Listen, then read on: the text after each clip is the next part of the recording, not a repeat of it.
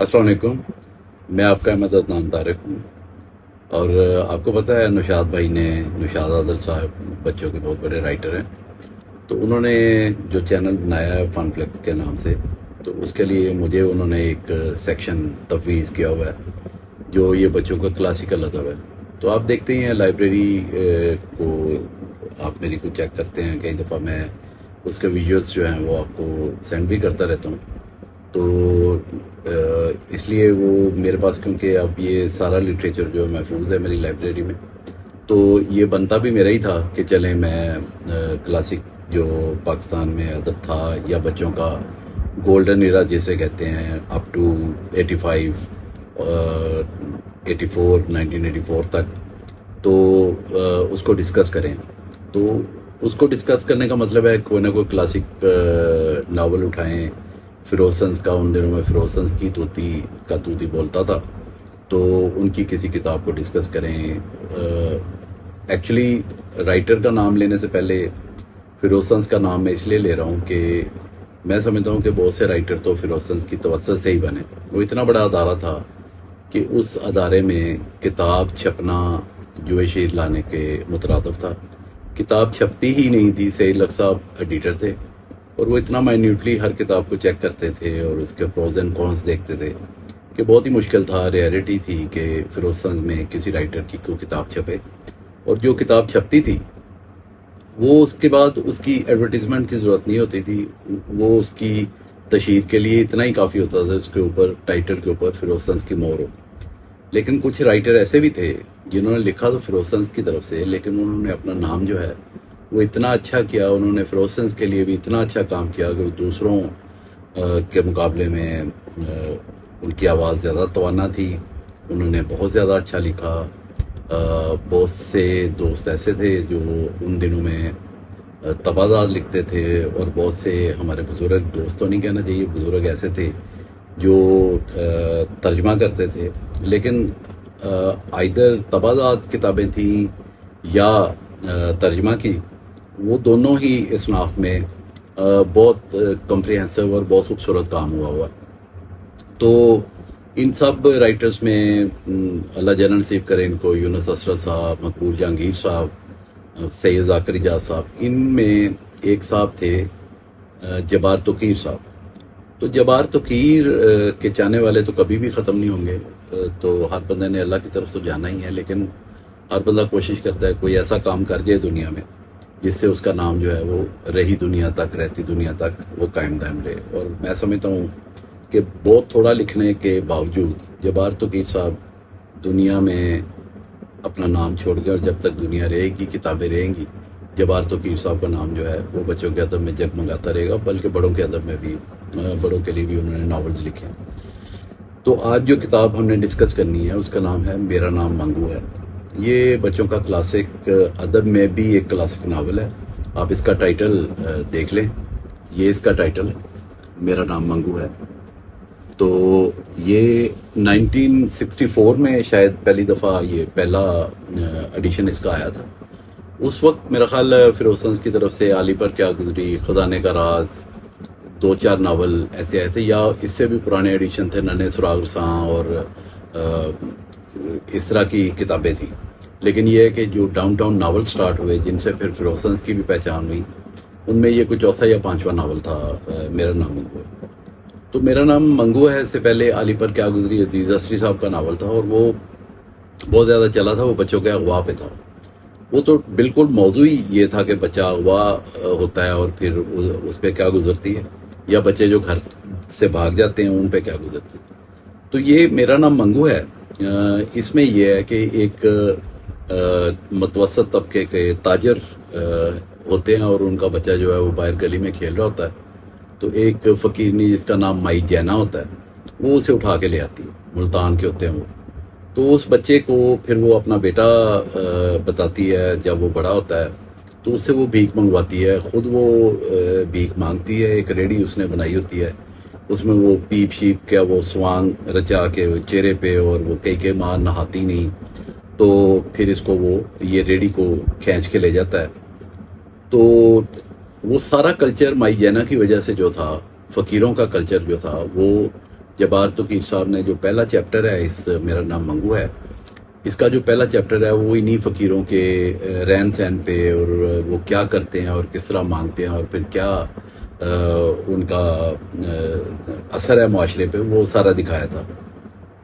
तो ये बच्चा जो है ये पलता है तो एक दफ़ा छोटी सी गलती इससे हो जाती है, वो ये होती है कि मतलब जो है ना ये कुछ 4 आने या 8 आने वो जो पैसे भीख होती है वो उसमें से ये अपनी जेब में रख लेता है और वो उसकी कोई जलेबियाँ खा लेता है।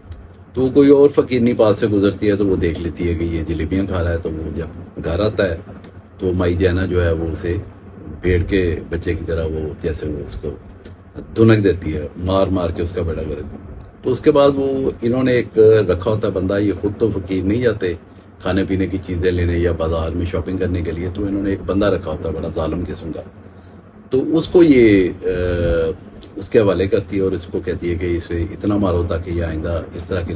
फिर आपस में ये बातें सुन लेता है, ये मंगू जो है ये बातें सुन लेता है माई जैना की और उस बंदे की। वो आपस में बात कर रहे होते हैं कि इसके पार काट दो, अब ये बड़ा हो रहा है तो इससे पहले कि मतलब जो है ना ये उड़े तो इसके पार, इसका मतलब ये है कि इसको माजूर कर दो और ताकि ये मतलब जो है ना ये खुद एक रेडी इसकी भी बन जाए और फिर ये सारी ज़िंदगी जो है वो मजदूरी के आलम में मांगता रहे।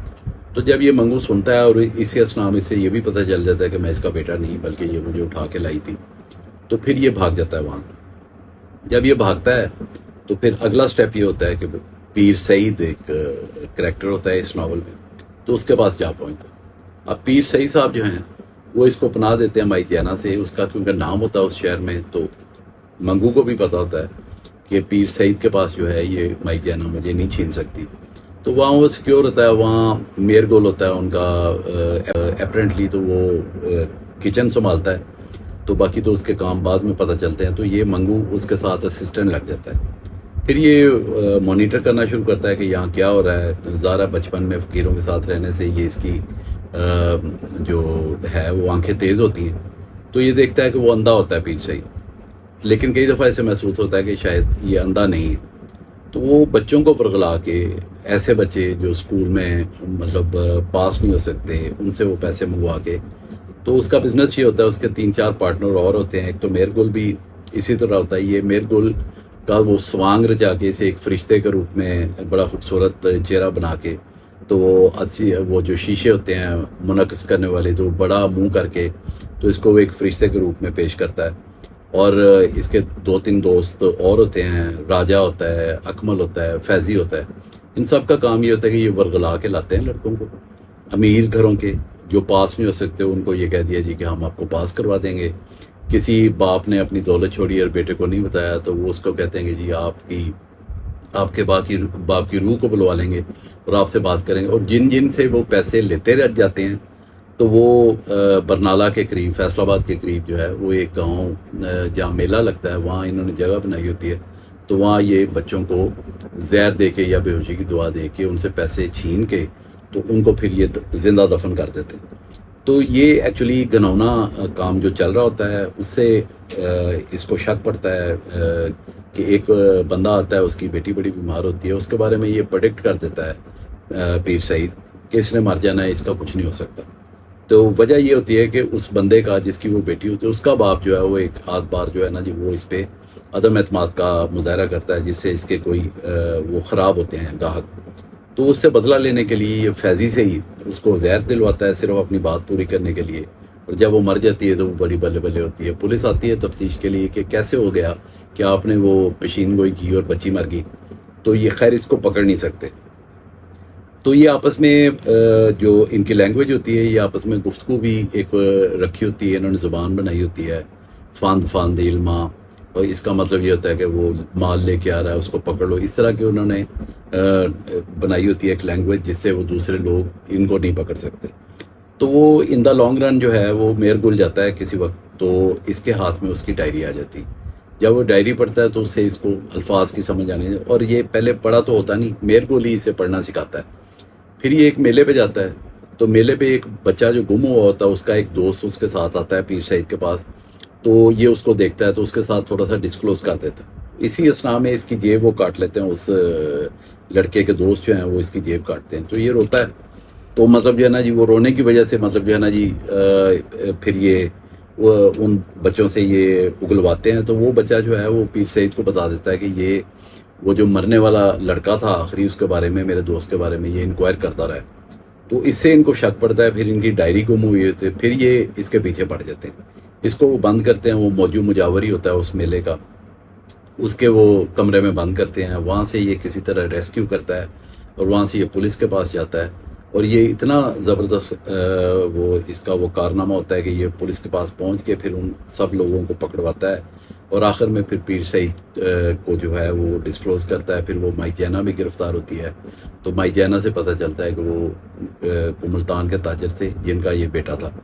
تو یہ اس زمانے میں کوئی پکچر دیکھنے کی ضرورت نہیں تھی، کوئی ڈرامہ دیکھنے کی ضرورت نہیں تھی، یہ اتنا خوبصورتی سے لکھا ہوا ناول ہے کہ آج تک لوگوں کے ذہن میں ہے۔ اور آپ یقین کریں کہ میں نے یہ ویڈیو کرنے سے پہلے میں نے دوبارہ مناسب سمجھا کہ میں اس کو دوبارہ پڑھ لوں، تو ابھی بھی کئی دفعہ، میں 1000 دفعہ اس کو پڑھ چکا ہوں، لیکن اس دفعہ بھی اتنا مزہ آیا جیسے میں نے پہلی دفعہ پڑھا ہے۔ تو اس کے اکنالجمنٹ میں یہ ہوا کہ 2 ایونٹس ہیں، ایک تو یہ 2 دفعہ اس کی ڈرامائی تشکیل ہوئی پی ٹی وی سے، اور یہ پاکستان ٹیلی ویژن پر فلم آیا گیا، اس کی کوئی ایک آدھ ویڈیو آپ سرچ بھی کر سکتے ہیں۔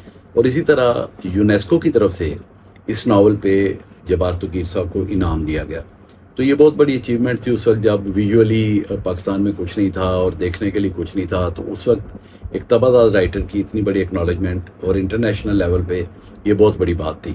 تو آج تو میڈیا کا دور ہے، ہماری ساری چیزیں جو میڈیا پہ پہنچ جاتی ہیں، کرٹیسائز بھی ہوتی ہیں، پیار بھی کیا جاتا ہے، لیکن یہ کہ اس زمانے میں اس لیول پہ جانا بہت بڑی بات تھی۔ تو یہ ناول جو ہے، یہ میں سمجھتا ہوں کہ کلاسکس میں بہت سے ناول ہیں، پھر اس کے سارے ہی ناول کلاسک ہیں۔ خزانے کا راز بہت زبردست تھا، علی پر کیا گزری بہت زبردست، بھوت بنگلہ بہت زبردست تھا۔ ان ناولز کو ہم آئندہ ڈسکس کریں گے، لیکن آپ دیکھ لیں کہ یہ پہلی ویڈیو جو کسی کلاسک ناول کے لیے میں نے کی ہے، تو وہ میں اور نشادت عادل بھائی نے سلیکٹ کیا تھا کہ کون سا ناول، تو یونینیمسلی ہمارا یہ تھا کہ میرا نام منگو ہے، اس کو پہلے ڈسکس کریں۔ یہ اس کا ٹائٹل ہی دیکھ لیں، کتنا خوبصورت ٹائٹل ہے، اس وقت جو اس کا ٹائٹل بنایا گیا ہوگا کیسا ہوگا، اور اس کے بعد جو اس کی اینڈنگ ہے، پھر اس کا بیان جو ہے پیر سعید کا، وہ بڑا ہوشربا بیان ہوتا ہے۔ تو یہ اس دور کی کہانی نہیں تھی، یہ ابھی تک کی دور کی کہانی ہے۔ بچے جو بھاگتے ہیں مختلف لوگوں کے، وہ چڑھتے ہیں ہاتھوں میں، اور پھر ان کا جو حشر ہوتا ہے وہ اس ناول میں بہت ہی خوبصورتی سے، میں سمجھتا ہوں، لکھا نہیں گیا، فلمایا گیا۔ آپ پڑھتے ہیں تو آپ کو باقاعدہ پیر سعید کی شکل بھی نظر آتی ہے، میر گل کی شکل بھی، راجہ کی شکل نظر آتی ہے، فیضی کی شکل، اکمل کی نظر، موجو مجاور، ایسے کریکٹر۔ یہ ان کا لکھنا جو ہے، یہ جبار توقیر صاحب کا ہی خاصہ تھا۔ ان کے جو دوسرے ناولز ہیں، 5 لاکھ، اسی طرح چور چکا چودھری، اس طرح کے بہت سے جان جوکو کی کہانیاں جو بھی انہوں نے لکھا۔ اب خزانے کا راز کا میں بار بار ذکر ہے، خزانے کا راز بھی جبار توقیر نے لکھا۔ تو یہ بیسیکلی ان کا رائٹنگ سٹائل ایسا تھا کہ یہ مجرموں پہ لکھتے تھے، اور بچوں کا ان پہ کیا امپیکٹ ہو سکتا تھا یہ وہ ڈسکس کرتے تھے۔ تو اللہ جبار توقیر صاحب کو غریق رحمت کرے۔ میں سمجھتا ہوں کہ ان کے لیے ہم جتنے بھی بچوں کے لیے لکھنے والے ہیں اور جو بچے پڑھتے ہیں، بار بار ان کا نام لینا چاہیے، تاکہ ان کے بارے میں لوگ دعا مانگیں، جو ان سے مستفید ہوئے ہیں، ہمارے جیسے لوگ جو ان کے کتابیں پڑھ کے مستفید ہوئے ہیں، وہ اللہ کے حضور ان کے لیے ہم دعا ہی کر سکتے ہیں۔ تو ان کی کتابیں میرے پاس ریسٹور ہیں، میری لائبریری میں موجود ہیں، تو انشاءاللہ آئندہ ان کی اور مزید کتابیں بھی ڈسکس کریں گے۔ تو مجھے امید ہے کہ آپ کو یہ اچھی لگے گی ویڈیو، تو آئندہ کے لیے مجھے اجازت دیں۔ نشاد بھائی کا شکریہ، انہوں نے میرے ذمہ یہ ڈیوٹی لگائی ہے، تھینک یو ویری مچ۔ آئندہ کے لیے پھر دوبارہ انشاءاللہ دوبارہ ملاقات ہوگی۔ شکریہ۔